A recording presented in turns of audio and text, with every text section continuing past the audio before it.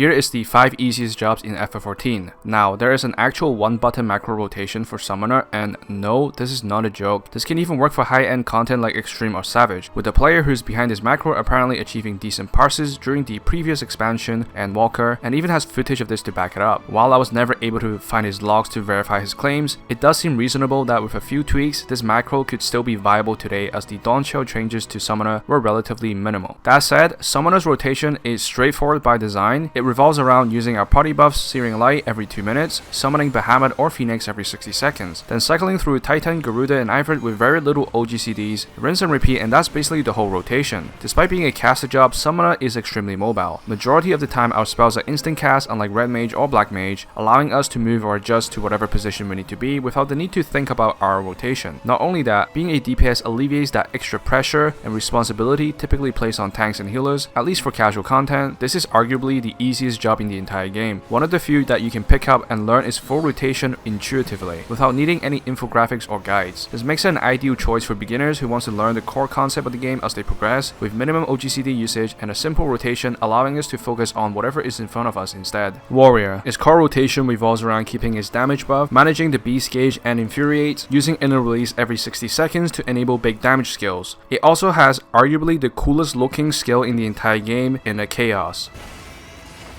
This job is fairly simple due to the low amount of OGCDs, with its core burst tied to inner release, and then pressing whatever glows up, allowing the player to focus more on the fight itself, less on the rotation when compared to other tanks like Gunbreaker or Dark Knight. Additionally, Warrior has insane self-sustain thanks to Bloodwetting, which only has 25 seconds cooldown. This ability provides substantial healing and often restoring Warrior's HP to full. It also shares the cooldown with Nicene Flash, a similar skill that can be used to protect and heal a party member. Unlike other jobs, this ability provides such strong healing that warriors can often do high-end content on their own without a healer, making it the go-to job when trying to solo anything, especially like one of the older extreme trials. This is the tank I would recommend for anyone new to the role, as it is both easy to learn and enjoyable to play. White Mage. Like most other healers, its core rotation is nowhere near as complex as other roles, where we primarily spam a single spell, along with a overtime spell every 30 seconds, and making sure to use Lucid Dreaming to not run out of MP. However, being a healer in itself has arguably the most responsibility out of all roles in casual content, as if we die during a dungeon boss, oftentimes it will cause a party wipe. White Mage's core identity is the Blood Lily, allowing us to heal without losing any uptime. Using our healing spell Afflictus Solace or Rapture 4 times, we can then use Afflictus Misery, which does an insane amount of 1360 potency, which evens out exactly from the 4 Glare 3 that we could have used for normal damage. It also has the best single target instant heal in the entire game, Benediction, which fully recovers any target's HP to full. There is a unique skill called Holy 3, White Mage's regular AoE skill, which we often spam in dungeons. It stuns any nearby mobs repeatedly until they can no longer be stunned. This heavily reduces how much damage our tank takes, making a dungeon run significantly easier compared to some of the other healers. With the Dawntrail changes, White Mage has now a new ability that lets us dash in any direction, making it easy to move or adjust during boss mechanics. In comparison with its pure healer counterpart, Astrologian, White Mage is a lot more relaxing overall. On Astral, we have a unique card system used to buff teammates, as well as some of our abilities and spells require us to use it in advance to prepare for the upcoming mechanics to maximize its healing and damage potency, adding in that extra bit of complexity to it. White Mage is a pure healer, similar to Astrologian, different to Sage and Scholar. It only has 2 party mitigation skill, which is different from healing, and for some can be described as the feeling of being naked, though I would still recommend anyone to pick White Mage up as their first healer, since it is fairly straightforward to play and can be picked up at level 1. Paladin. Its core rotation revolves around Fight or Flight and Imperator every 60 seconds, which turns Confetia into a 5 GCD combo, which is fully ranged. Not only that, we also have Holy Spirit, a ranged skill that we can use at any moment, meaning that despite having to move out of melee range from boss during any mechanics, we're able to maintain a full uptime whilst doing decent damage. Similar to Warrior, this job is fairly simple. The main difference is we don't have a damage buff to keep up, we just need to make sure our OGCDs are not delayed or misaligned during our buff window. Additionally, Paladin has great self-sustain with a lot of built-in self-healing in some of the skills we have, making it a little easier for healers during dungeons or raids. Not only that, we have Clemency. It allows us to heal anyone for 1000 potency, and also an extra 50% of the heal goes to ourselves, which can come up clutch in some moments, especially if our healer is struggling or dead during an instance. Not only that, it also has the sickest looking party defensive skill,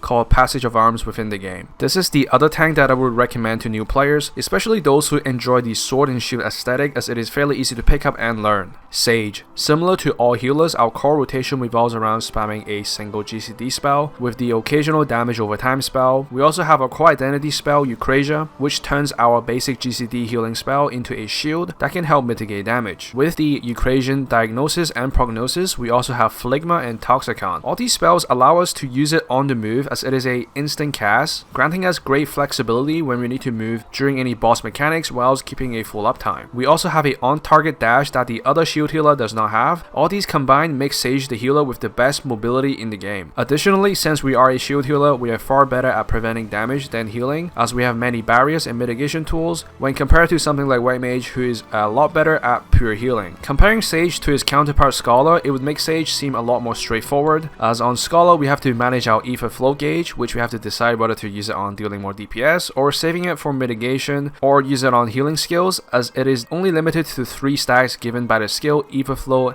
and Dissipation. This is the other easier healer out of the 4, and I highly recommend anyone who's level 70 with the Endwalker expansion to pick this job up, as I personally find it a lot more fun to play compared to White Mage, and the difficulty is fairly similar, both quite straightforward once we get the hang of things. Here are 2 extra honorable mentions. Machinist. It is an excellent beginner DPS job, especially as a physical range. Unlike melee DPS or casters, its unrestricted mobility lets you attack enemies continuously from a safe distance as long as you stay within range. Its core rotation revolves around using Wildfire and Hypercharge that allows us to get in as many blazing shots as possible whilst weaving in double check and checkmate between each shot to maximize damage output, as well as making sure we do not delay the usage of our core GCDs, Air Anchor, Drill, and Chainsaw. However, Machinist is one of the jobs with a higher overall APM, which can be positive or negative depending on your preferred playstyle, as perhaps you're somebody who enjoys spamming more buttons during the rotation, or if you have really bad internet, which makes Machinist pretty challenging to play with the amount of OGCDs we constantly have to weave in. Still, despite this, Machinist is still one of the easiest DPS job I'd recommend any new players to pick up as their first. And as a bonus, it has a unique AoE skill which does not require any targeting, called Flamethrower, primarily used for multi-targets, requiring us to stand still and commit to it as it locks out GCDs in its duration. Dancer, like Machinist, is another great beginner DPS job, sharing the physical range role advantage of unrestricted mobility whilst keeping full uptime. We have a unique close position skill, where a designated party member will receive extra damage buffs. Dancer's core rotation revolves around the standard step every 30 seconds and technical step every 2 minutes. During these 2 core skills, we will notice a change with the glowing skill icons telling us what to press. Initially, I thought this was random, but if we take a look at the job gauge, it actually tells us exactly in what order we have to press. There are also randomness to the procs that we will keep an eye out for, which means we're constantly watching for glowing ability icons that we have to use in the proper order to maximize our DPS. In comparison to Machinist, I would say Dancer's both skill floor and ceiling is lower despite the RNG and proc driven playstyle. This is mainly due to how rigid the rotation is for Machinist and the high APM required, as if we delay a GCD, it can really mess the rotation up annoyingly, and having high ping basically makes it unplayable. All in all, I highly recommend Dancer to anyone who's looking for a supportive DPS that is straightforward and not as punishing as the other DPS jobs for when we do make mistakes. Now, if you found the video helpful, make sure to leave a thumbs up and subscribe for more future FF14 content. Click here to check out one of my older videos.